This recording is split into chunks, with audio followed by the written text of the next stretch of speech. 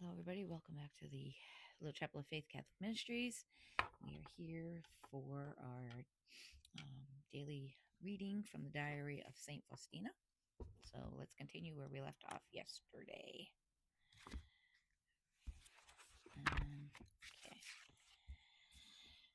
Okay.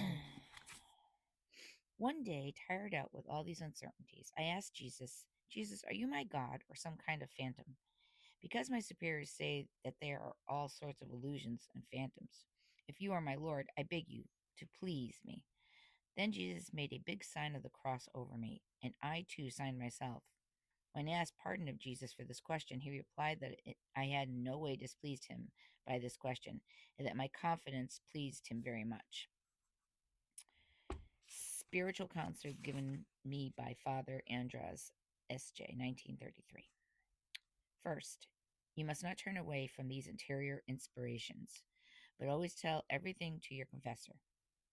If you recognize that these interior inspirations refer to your own self, that is to say, they are for your good of your soul or the good of other souls, I urge you to follow them, and you must not neglect them, but always do so in consultation with your confessor.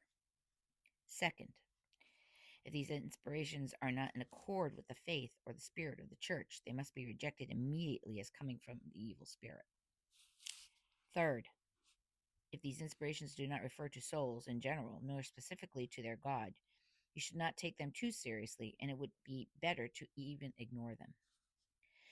But you should not make this decision by yourself, either one way or the other, as you can easily be led astray despite the great favors from God. Humility, humility, and ever humility, as we can do nothing of ourselves. All is purely and simply God's grace. You say to me that God demands great trust from souls. Well then, you be the first to show his trust. And one more word, accept all this with serenity.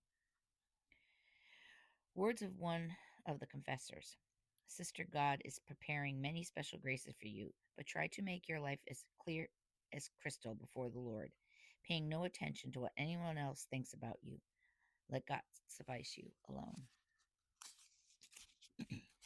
Toward the end of my novitiate, a confessor, perhaps Father Theodore, told me, go through life doing good so that I could write on its pages. She spent her life doing good. May God bring this about in you. Another time, the confessor said to me, comport yourself before God like the widow in the gospel.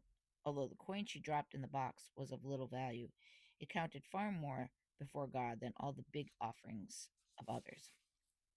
On another occasion, the instruction I received was this: act in such a way that all those who come in contact with you will go away joyful. Sow happiness about you because you have received much from God. Give then generously to others.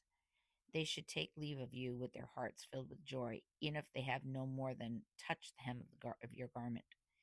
Keep well in mind the words I am telling you right now. Still another time, he gave me the following recommendation.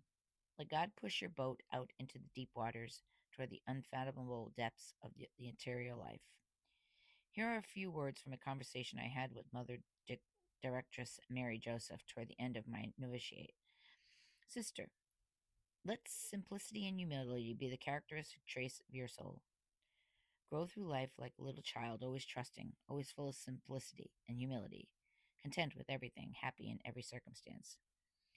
There, where others fear, you will pass calmly along, thanks to this simplicity and humility. Remember this, sister, for your whole life. As waters flow from the mountains down into the valleys, so too do God's graces flow only into humble souls. Oh my God, I understand well that you demand this spiritual childhood of me, because you are constantly asking of me through your representatives.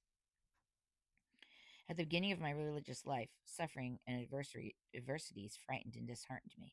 So I prayed continuously, asking Jesus to strengthen me and to grant me the power of his Holy Spirit, that I might carry out his holy will in all things, because from the beginning I have been aware of my weaknesses. I know very well what I am of myself, because for this purpose Jesus has opened the eyes of the soul. I am an abyss of misery, and hence I understand that whatever good there is in my soul consists solely of his holy grace. The knowledge of my own misery allows me at that same time to know the immensity of your mercy. In my own interior life, I'm looking with one eye at the abyss of misery and bases, and the other at the abyss of the mercy of God. I think I'm going to end it there. We'll be back tomorrow for more. Hope you all have a beautiful Monday. I hope you all had a beautiful Sunday and a beautiful Mother's Day.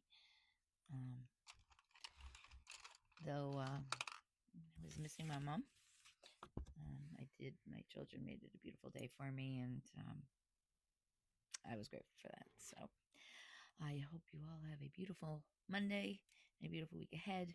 We'll be back later with some prayers for our Blessed Mother, messages from Jesus, and we'll be back with more.